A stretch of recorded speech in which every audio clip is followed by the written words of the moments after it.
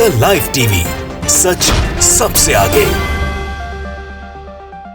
नमस्कार, the live TV देख रहे हैं आप। मैं हूं हर्षिता सिंह। उत्तर प्रदेश बीजेपी में स्वामी प्रसाद मौर्य का लाया हुआ भूचाल थमने का नाम नहीं ले रहा।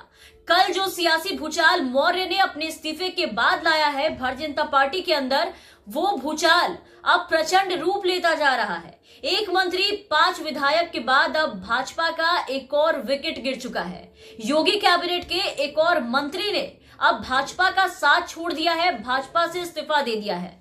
और वो मंत्री कोई और नहीं बल्कि दारा सिंह चौहान है, जिनकी नाराजगी की बात सामने आ रही थी, जो भाजपा से नाराज चल रहे थे। उनका एक वीडियो भी सामने आया था।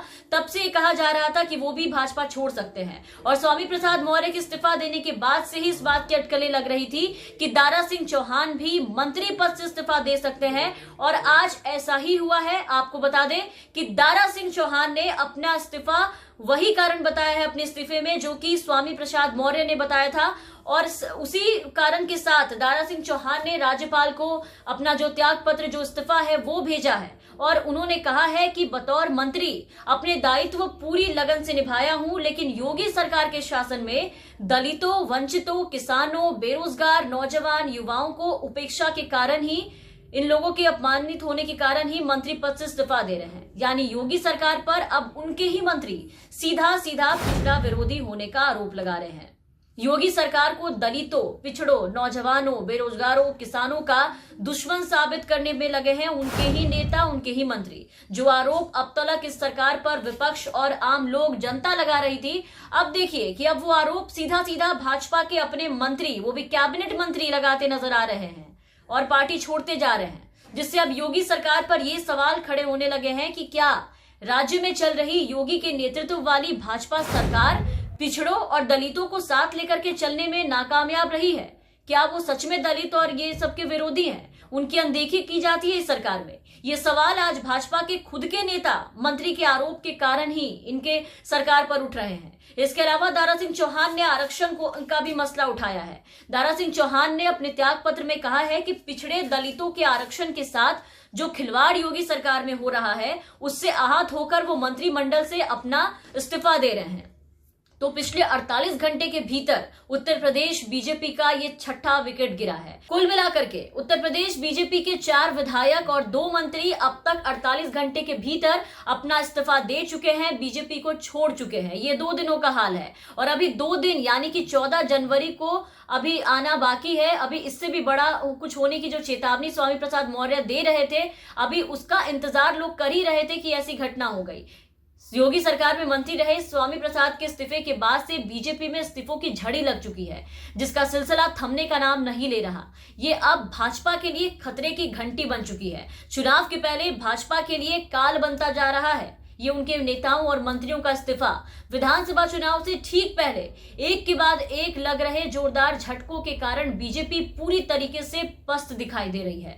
उत्तर प्रदेश बीजेपी में मची भगदड़ से परेशान पार्टी हाईकमान ने तमाम आला नेताओं को इस भगदड़ को रोकने के लिए अहम जिम्मेदारियां दी है, खास करके उप मुख्यमंत्री केशव प्रसाद मौर्य को। लेकिन ऐसा नहीं लगता कि ये नेता भगदड़ को रोकने में कामयाब हुए या फिर केपी मौर्य इस चीज को रोकने में कामयाब हुए। अगर कामयाब हुए होते तो इस तरह एक के बाद एक पार्टी में धड़ाधड़ इस्तीफे नहीं गिर रहे होते। और इन 6 लोगों के बाद अभी और लोगों के पार्टी से जाने की बात सामने आ ही रही है। उन लोगों की पार्टी छोड़ने की भी जो चर्चाएं हैं वो तेज हो ही रही है। माना जा रहा है कि अभी कुछ और विधायक और कुछ कैबिनेट मंत्री और हैं जो बीजेपी को छोड़ सकते हैं।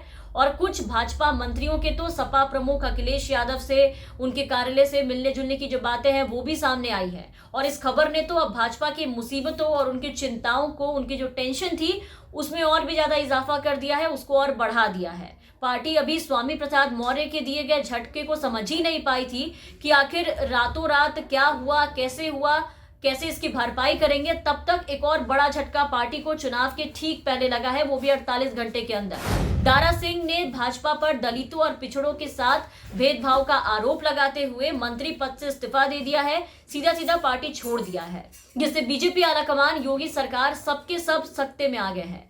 यूपी विधानसभा चुनाव के ऐन वक्त के पहले भाजपा में जो ये भगदड़ मची है, इसे रोकने का तरीका फिलहाल शायद भाजपा को भी नजर नहीं आ रहा। तभी आप देखिए कि इसे रोकने में भाजपा जो है वो पूरी तरीके से असफल दिखाई दे रही है। बंगाल की तरह अब यूपी में भी चुनाव के पहले भाजपा खेमे में सेंध लगती हुई नजर आ रही है। वही दुर्दशा बंगाल की तरह यूपी में बीजेपी का होता जा रहा है। उत्तर प्रदेश सत्तारूढ़ भाजपा के लिए ये 2 दिन काफी उथल पुथल रहा और जिस तरह से अब स्वामी प्रसाद मौर्य 2022 में सत्ता से बीजेपी के अंत कर देने, उनके नेताओं को अपने तोप से स्वाहा कर देने, बीजेपी को खाली कर देने, खत्म कर देने, उखाड़ कर फेंक देने की बात कर रहे हैं, दर्जन भर अभी और नेताओं के इस्तीफे की बात कर रहे हैं, उससे अब ऐसा लग रहा है कि अभी इस्तीफों का जो दौर है वो अभी बीजेपी में थमेगा नहीं, काफी लंबा वक्त तक चलेगा। खैर, इन सब के बाद अब देखना होगा कि अभी की चुनाव तारीखों के और नजदीक आते आते, अभी चुनाव शुरू होने के पहले उत्तर प्रदेश में और क्या बड़ा सियासी उलटफेर देखने को मिलता है। अभी कौन से ऐसे नेता हैं जो आने वाले दिनों में भाजपा छोड़कर जाने वाले हैं। जिस तरीके से स्वामी प्रसाद मौर्य ने जो दावा किया है कि अभी 2 दिनों का वक्त दीजिए, 14 जनवरी के दिन आप लोग देख लीजिएगा और पूरी दुनिया इस चीज को देखेगी कि स्वामी प्रसाद मौर्य के साथ साथ और कितने नेता हैं जो उनके साथ पार्टी छोड़ते हैं और दूसरे पार्टी में जाते हैं या फिर कोई और कदम जो वो उठाने वाले हैं जिसके बारे में वो बता रहे थे। तो इन सब की बात अब देखने वाली बात ये होगी कि आगामी 14 जनवरी तक भाजपा में और भी क्या बड़ा सियासी उलटफेर देखने को मिलता है। तमाम खबरों और अपडेट्स के लिए आप बने रहे द लाइव टीवी के साथ। चैनल पर नए हैं तो चैनल को सब्सक्राइब करना मत भूलिएगा, साथ ही बेल आइकन जरूर दबाएं ताकि हम आपको हर खबरों से अपडेट कर सके। धन्यवाद। द लाइव टीवी, सच सबसे आगे।